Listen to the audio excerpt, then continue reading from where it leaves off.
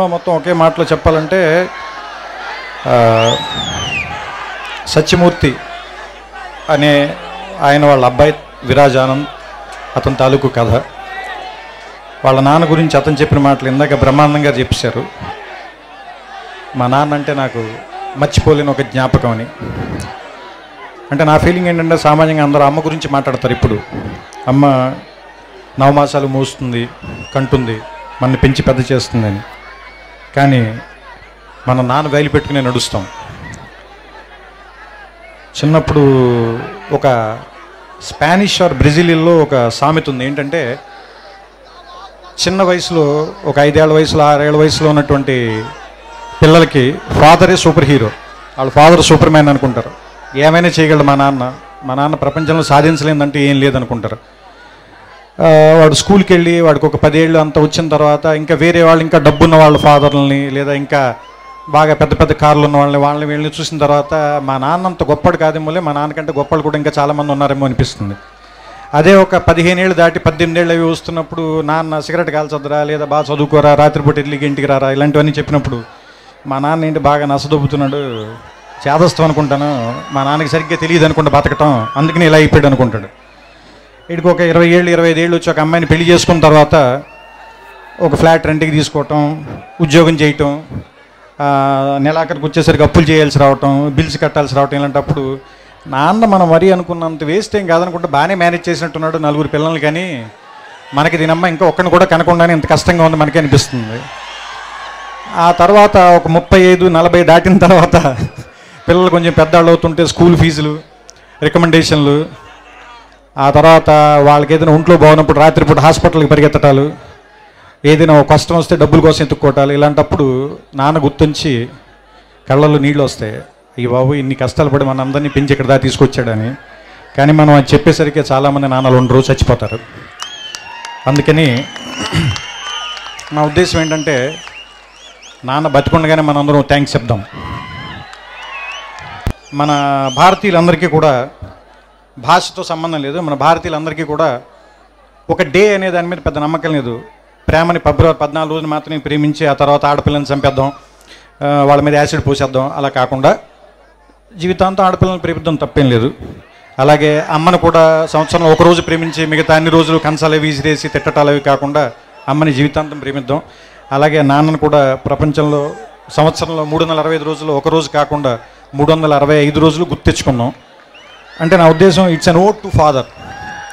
ఎందుకంటే ఫాదర్స్ సరిగ్గా గుర్తింపు లేకుండా మిగిలిపోయిన ఒక పాత్ర అనిపిస్తుంది నాకు, కావ్యాల్లో కానీ నాటకాల్లో కానీ సినిమాల్లో కానీ. అంటే అమ్మని డ్రమటైజ్ చేసినంతగా మనం ఫాదర్ని ప్రపంచం ముందుకు ఎక్కువ చూపించలేకపోయామా అని అనిపిస్తుంది. కానీ ఫాదర్ నుంచే కదా మనం వారసత్వం కూడా తీసుకుంటాం.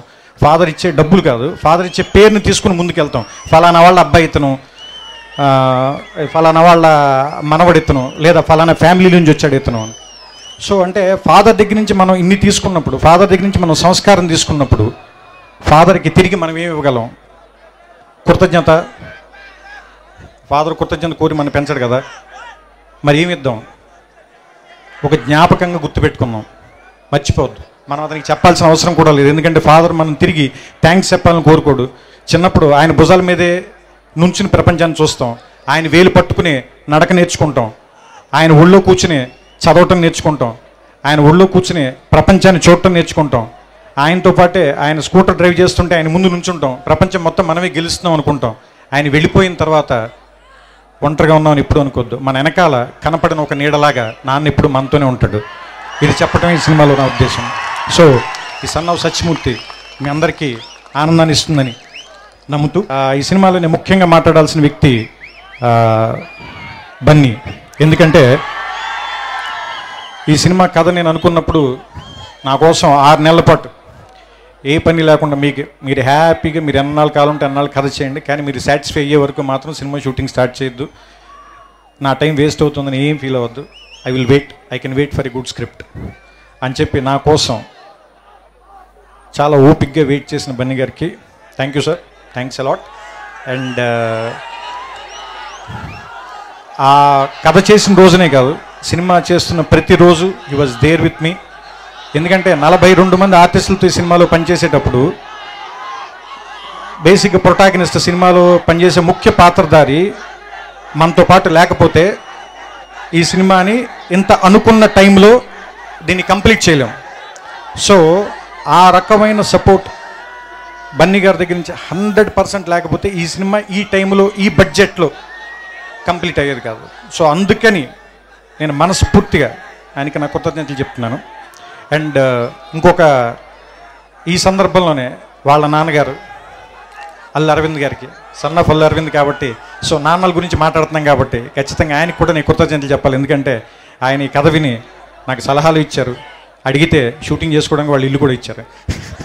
అందుకని ఆయనకి నేను మనస్ఫూర్తిగా కృతజ్ఞతలు చెప్తున్నాను.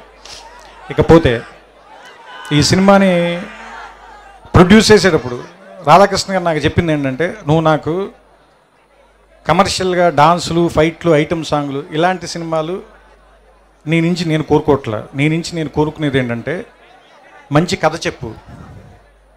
ఆ కథ మనదై ఉండాలి, మన వాళ్ళకి సంబంధించింది ఉండాలి. మన అమ్మ నాన్నలు, మన అత్త మామలు, మన ఇంటి ఎదుర్కొన్నవాళ్ళు, మన సందులో ఉన్నవాళ్ళు, మన కాలనీలో తెలిసిన వాళ్ళు, మనం కాలేజీలో చదువుకున్నప్పుడు చూసిన వాళ్ళు, ఇలాంటి కథ ఏదైనా ఒకటి చెప్పు. ఎందుకంటే గొప్ప కథలు చిన్నగానే మొదలవుతాయి. అనగనగాతోనే మొదలవుతుంది, రామాయణమైనా భారతమైనా కూడా. సో అనగనగాతోనే చెప్పు, చిన్న కథే చెప్పు, బాగా చెప్పు. సో అంతలా నమ్మి మా వెనకాల నిలబడి మేము ఏది అడిగితే అది ఇచ్చి, మేము అడగనివి కూడా ఇచ్చి మాకు వెనకాల నిలబడినటువంటి చిన్నబాబు గారికి మనస్ఫూర్తి కృతజ్ఞతలు చెప్తున్నాను సార్. Thank you sir. ఇంకొకటి, నాతో పాటు నేను ఎక్కడికి వెళ్తే నాతో పాటు పరిగెడుతూ పనిచేసిన ప్రసాద్ మురళి గారికి థ్యాంక్ యూ సార్. రవి గారికి, ఆయన టీం అందరికీ మనస్ఫూర్తిగా కృతజ్ఞతలు చెప్తున్నాను. నా ఎడిటర్ ప్రవీణ్ పూడి అండ్ నా డైరెక్షన్ డిపార్ట్మెంట్, నా script coordinator Sai Gopal and నా co director Suresh and rest of the team Shobhan, ఇంకా మిగతా వాళ్ళందరికీ కూడా నేను మనస్ఫూర్తిగా కృతజ్ఞతలు చెప్తున్నాను. ఇంకా నా ఈ సినిమాలో పనిచేసే నటీనటులు అందరూ కూడా, సంపత్ గారిని నేను చాలా చిన్న క్యారెక్టర్కి పిలిచినా కూడా, నేను బాగా స్టేచర్ ఉన్న కొంచెం వెయిట్ ఉన్న మనిషి కావాలి ఈ క్యారెక్టర్కి అని అడిగితే, ఈ క్యారెక్టర్ గురించి కావాలి అని అడిగితే ఆయన నీ కోసం వస్తాను నేను, ఇది నేను చేసి ఇన్వెస్ట్మెంట్ అనుకుంటా, దీనికి తర్వాత నువ్వు వడ్డీతో నాకు పే చేయాలి అన్నారు. సంపత్ గారు, I will pay sir, I will pay back. So and it's very pleasure working with you sir. It's very nice having you on the set. So మీరు అడగక్కర్లేదు, I want to have you in maximum number of days on my set. So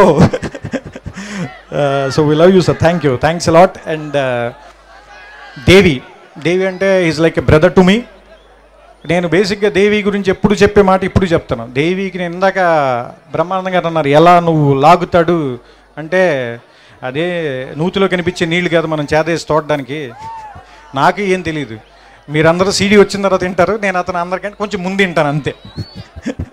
నేను కథ చెప్తాను దేవి కథ చెప్పిన తర్వాత దేవి ఒక tune ఇస్తాడు, ఆ ట్యూన్ నాకు నచ్చింది పట్టుకొచ్చేస్తాను, ఆ తర్వాత మీరు అందరూ వింటారు. అంతకు మించి నేను దేవికి ఏం చెప్పను, ఎందుకంటే నాకు సంగీతం అంటే చాలా ఇష్టం. నేను చిన్నప్పుడు గిటార్ నేర్చుకుందాం అనుకున్నాను, కానీ దేవుడి దేవాళ్ళు నేర్చుకోలేదు, మీరందరూ బతికిపోయారు తర్వాత. సో ఇలా నాకున్న చాలా ఇష్టాలు, సంగీతం అంటే ఇష్టం, నేను బాగా వినడానికి ఇష్టపడతాను. అతను బాగా చేస్తాడు కాబట్టి నాకు నచ్చుతుంది, అతను ఏం చేసినా నాకు నచ్చుతుంది, నేను అది తెచ్చుకుంటాను అంతే. సో అంతకుమించి నేను ఇందులో పెద్దగా చేసింది ఏం లేదు, అంతా అతను చేసిందే. దాని తర్వాత ఏమైనా చేసింది ఏమైనా ఉంటే మీరు చేసిందే.